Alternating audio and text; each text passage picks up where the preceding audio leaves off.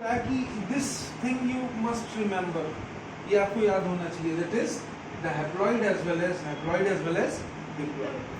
But after this process, as we now know, that there is a relationship between the myocytes and the number of the chromosomes. I must say कि gametes और myocytes में आपस में एक relationship होता है. We are talking about one factor that is known as gamete transfer. अब जब मैं gamete transfer की बात करता हूँ तो one thing is very clear. What is that? For the process of fertilization, male and female, they are needed to be brought closer to each other. What? Male and female, they must undergo a process known as fusion.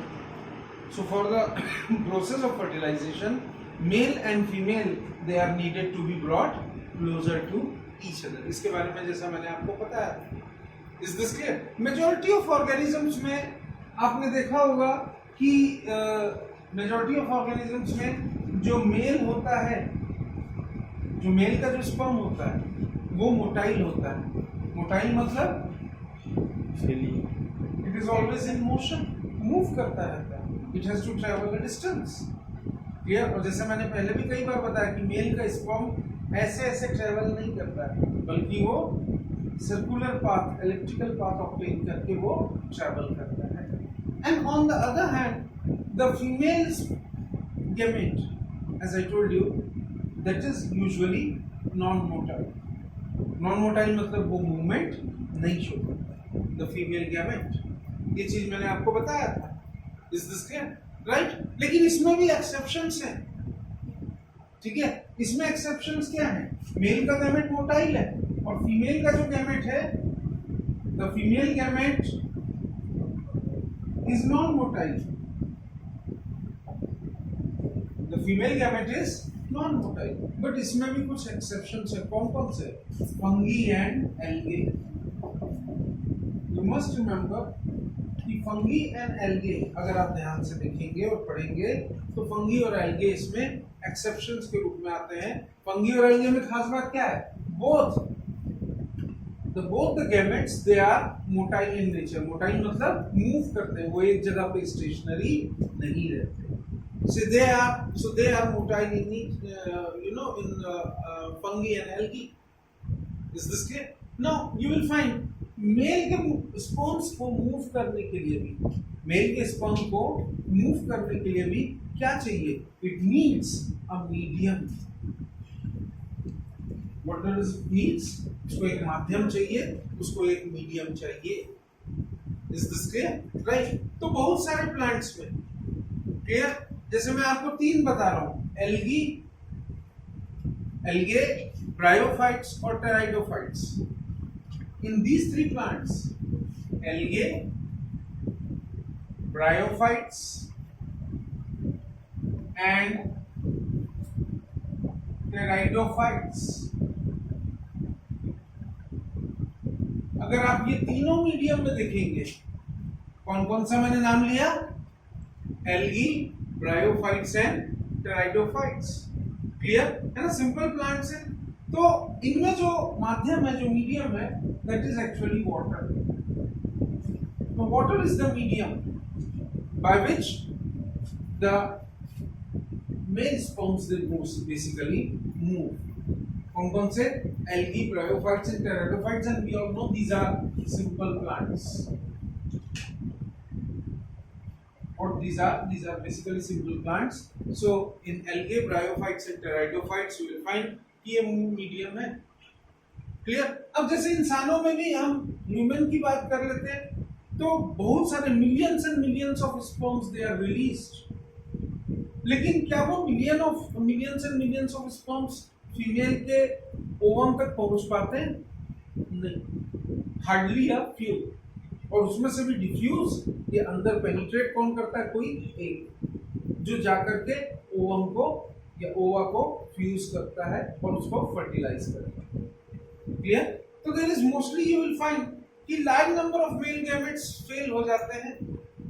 Clear? Right. तो as I told you, as the female के gametes के comparison में male के जो gametes होते हैं thousands में होते हैं, लेकिन वो वहां तक नहीं पहुंच पाते. Is this clear? राइट, है ना? The several thousand times. अच्छा, ये तो चलिए कुछ प्लांट्स की मैंने बात की। वैसे ही अगर हम लोग एक छोटा सा एग्जांपल देखेंगे सीड प्लांट में, we will see one example in seed plants. तो थोड़ा सा उसको भी एक बार जज कर लेते हैं, particularly what happens in what you rightly call as the seed plants.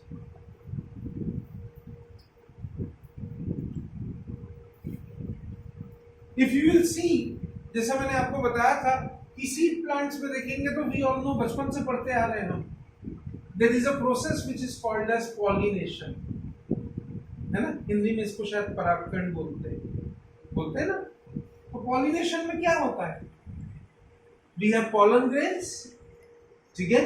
तो सीड प्लांट्स में हम मोस्टली एक प्रोसेस से गुजरते हैं, we mostly undergo a process and that is known as pollination. What it is known as pollination. Clear? ये खास तरह का स्पेशलाइज्ड इवेंट होता है। तो अगर आप उसमें देखेंगे तो यू विल फाइंड कि पॉलन ग्रेन्स, जो परागकण होते हैं, पॉलन ग्रेन्स, ठीक है? ये पॉलन ग्रेन्स जो हैं वो मेल गैमेट के क्या होते हैं? कैरियर होते हैं। तो these are the pollen grains, these are the carrier of male gametes. These pollen grains, they are the carrier of the male gametes. Clear? है ना? और obviously ovins में उनके अपने ovum या egg होते हैं. Is this clear? Right? Pollen grains कहाँ से produce होता है? सब जानते हैं, बाइलोब्ड स्ट्रक्चर होता है, हमने पढ़ा है कई बार। ऐसा these bilobe structures, they are commonly called as anthers. So pollen grains, they are produced from anthers. Is this clear? Right? है ना? और ये कहाँ ट्रांसफर होते हैं? एक फ्लावर के अगर ये pollen grains प्रोड्यूस हो रहे हैं तो these pollen grains, अगर आप देखेंगे, these pollen grains, they are needed to be transferred from what you commonly call as the anther to stigma. They are needed to be transferred from anther to stigma. So these pollen grains, they are needed to be transferred from anther to stigma. और यही transfer of pollen grain from anther to stigma, इसी को हम बोलते हैं pollination. इसी को हम क्या बोलते हैं? Pollination. Is this clear? Right? है ना? Clear?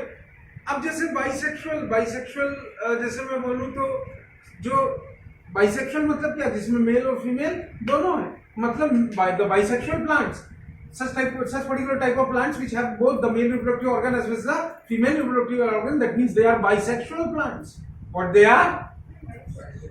They are basically, they are bisexual self-fertilizing plants. So when I am using the word bisexual, it is commonly mean, what does it commonly means? It is the self-fertilizing plants. तो अगर आप bisexual में देखोगे, if you will see in bisexual plants, जैसे मैंने आपको बताया था सेल्फ फर्टिलाइजिंग प्लांट्स, इसमें सबसे कॉमन एग्जांपल हम लोग लेते हैं मटर का, ठीक है? तो बाइसेक्सुअल और सेल्फ फर्टिलाइजिंग प्लांट्स, इसमें जो सबसे कॉमन एग्जांपल हम लेते हैं पीस का, मटर का लेते हैं, ठीक है? अगर आप इसमें देखेंगे तो ट्रांसफर ऑफ पोलन ग्रेन कहां से? From anther to that of the, क्या बताया था मैंने? स्टिग्मा.